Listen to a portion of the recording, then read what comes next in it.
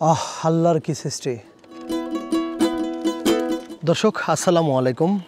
আমি এখন অবস্থান করছি রিভার ভিউ ভ্যালি। এটি মাতামুহুরী নদীর উপরে অবস্থিত। এই মাতামুহুরী নদীর উপরে এই ভ্যালিটা তৈরি করার কারণে এর নাম করা হয়েছে রিভার ভিউ ভ্যালি। আমরা যদি একটু এদিকে দেখতে চাই, সামনে যে বড় পাহাড়টি দেখতে পাচ্ছি তার উপরেও কিছু রিসোর্ট রয়েছে। এই পাহাড়টিকে বলা হয় দুখিয়া ভ্যালি। এই দুখিয়া ভ্যালি থেকে একটু সামনে গেলেই আরেকটি রিসোর্ট আছে, সেটি একটি পাহাড় আছে, সেটাকে বলা হয় সুখিয়া ভ্যালি। আর এই পাশ থেকে যদি এদিকে যাওয়া যায় তাহলে মিরিঞ্জা ভ্যালি। আপনারা জানবেন যে মিরিঞ্জা ভ্যালি আর সুখিয়া ভ্যালি বর্তমানে ট্রেন্ডিংয়ে রয়েছে। এই দুইটা রিসোর্ট প্রত্যেকটা পর্যটকের কাছে একদম এবং পাহাড়ের যে সৌন্দর্য উপভোগের মূল আকর্ষণ হয়ে দাঁড়িয়েছে। বিশেষ করে নাপাখুম এবং জাদিপাই ঝর্ণা এবং দূরে যেমন আমরা বলি বগা লেক, এই জায়গাগুলোতে পর্যটন স্পট বন্ধ হয়ে যাওয়ার কারণে এই লামা আলী কদমের যে পর্যটন স্পটগুলো আছে সেগুলো বর্তমানে জনপ্রিয় হয়ে উঠেছে।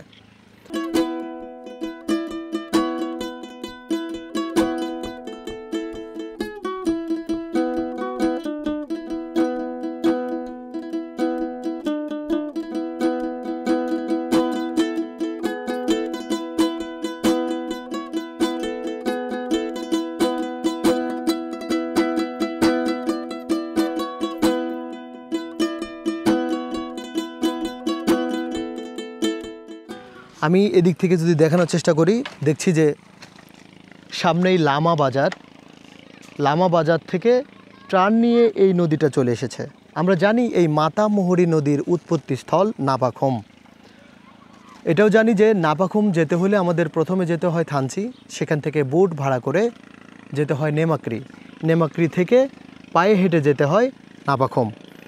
এই নেমাক্রি থেকে নাপাখুম যাওয়ার পথটা খুবই কষ্টদায়ক এবং রিস্কি। আপনারা যারা গিয়েছেন তারা অবশ্যই জানেন, কারণ নেমাক্রি থেকে নাপাখুম যাওয়ার জন্য কখনো চোখে পড়ে উঁচু উঁচু পাহাড়, সেই পাহাড় অতিক্রম করে যেতে হয়।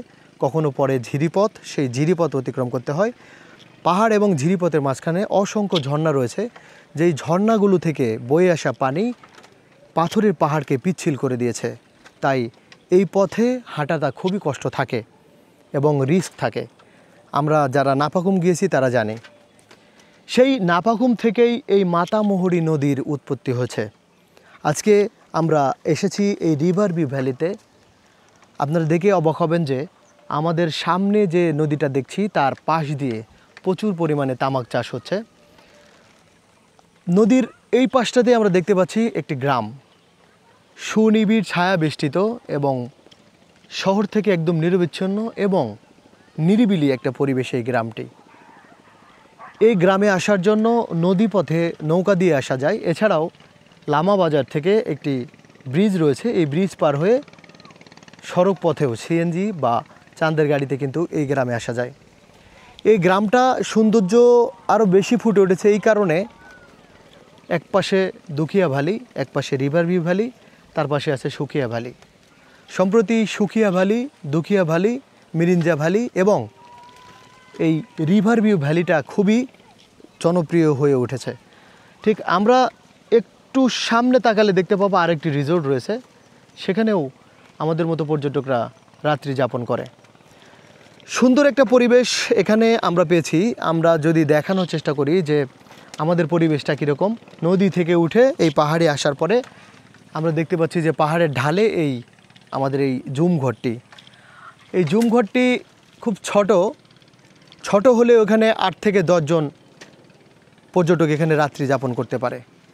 বিশেষ করে আমরা যারা গ্রুপ ট্যুর করে থাকি তাদের জন্য বেস্ট একটা জুম ঘর বলবো, কারণ এই জুম ঘরে একসাথে 8-10 জন থাকা যায়। আমরা 8-10 জনের একটা গ্রুপ যদি আসি তাহলে এখানে খুব আনন্দের সাথে রাত্রি যাপন করতে পারবো। আর ঠিক নিচে যদি দেখি আমরা, এখানে আমাদের এই রিভার ভিউ ভ্যালির রিসিপশান আছে, তার পাশে রয়েছে বারবিকিউর ব্যবস্থা। ঠিক নদীর পাড়ে কাঠের মাচা দিয়ে করা হয়েছে ট্রেন্ডিংয়ের ব্যবস্থা। কেউ যদি চায় যে তাঁবু করে থাকবে সেই ব্যবস্থাও রয়েছে। আপনারা যদি মনে করেন যে এখানে তাঁবু করে থাকবেন, 1 জন 2 জন 3 জন এমনকি 4 জনের তাঁবু এখানে রয়েছে, সেখানে থাকা যাবে।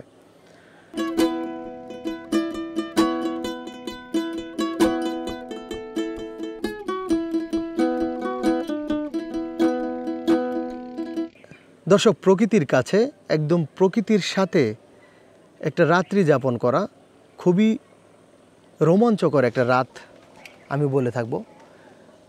বন্ধু বান্ধব নিয়ে যদি এখানে আসা যায় তাহলে খুব সুন্দর একটা রাত্রি যাপন এখানে করা যাবে। পাহাড়ের উপর থেকে মাতামুহুরী নদী দেখতে পাওয়া যাবে এই নদী দিয়ে বয়ে চলা শত শত নৌকা। লামাবাজার থেকে অনেক পর্যটকরা আসে এখানে নৌকা ভ্রমণ করার জন্য। লামাবাজার থেকে নৌকা ভাড়া করে এই মাতামুহুরী নদী ঘুরে বেড়ায়। আর যদি আমরা উপরে দেখাতে চাই তাহলে আরেকটি মাচাং ঘর বা জুম ঘর রয়েছে উপরে। আরও বেশ কয়টি জুম ঘর করার চেষ্টা চলছে। আস্তে আস্তে এখানে বড় একটা রিসোর্টে পরিণত হয়ে যাবে অল্প কিছুদিনের মধ্যে। তবে দর্শক, আমি আপনাদেরকে বলি, যারা প্রকৃতির কাছে একটি রাত্রি সমর্পণ করতে চান, শহরের কোলাহল কর্মব্যস্ত জীবন থেকে নিজেকে একটু ছুটি দিয়ে প্রকৃতির মাঝে প্রাকৃতিকভাবে একটু সময় উপভোগ করতে চান, তাদের জন্য এই ধরনের রিসোর্ট বা ভ্যালিগুলো খুবই গুরুত্বপূর্ণ, খুবই মনোমুগ্ধকর হবে। তবে এখানে একটি প্রবলেম রয়েছে, সেটা আপনারা অনেকে জানেন। সেটা হলো, বিশেষ করে এই পাহাড়ি এই ভিলা বা ভ্যালি যাই বলি না কেন, এইসব জায়গাতে থাকতে হলে কিছু বিষয় স্যাক্রিফাইস করতে হয়, যেমন ওয়াশরুম, পানি এবং গোসলের ব্যবস্থাগুলো। দেখবেন যে অনেক কষ্ট করে নিচে থেকে পানি উপরে ট্যাঙ্কিতে তুলতে তুলতে অনেক সময় দেখা যায় মোটর নষ্ট হয়ে যায়। এখানে বিদ্যুতের প্রবলেম রয়েছে, এমনকি এখানে ফ্যানের ব্যবস্থা করতে পারে না, এসি তো প্রশ্ন ওঠে না। তো দিনের বেলা প্রচণ্ড গরম থাকে এখানে, আর সূর্য ডোবার সাথে সাথে তাপমাত্রা কমতে থাকে। এই মুহূর্তে বাংলাদেশের আবহাওয়া কিন্তু গরম, ঠিক তেমন এই পাহাড়ও গরম, কিন্তু সন্ধ্যার পরে এখানে ঠান্ডা আবহাওয়া এখানে বিরাজ করে। রাতের বেলা এখানে ঘুমানোর জন্য লেপ বা তোশক ব্যবহার করতে হয়। একটু যদি দেখাই আমাদের জুম ঘরের পরিবেশটা, সিম্পল একটি জুম ঘর। এখানে 8 থেকে 10 জন থাকতে পারে যদি একই সাথের হয়, বন্ধু মহল হয়।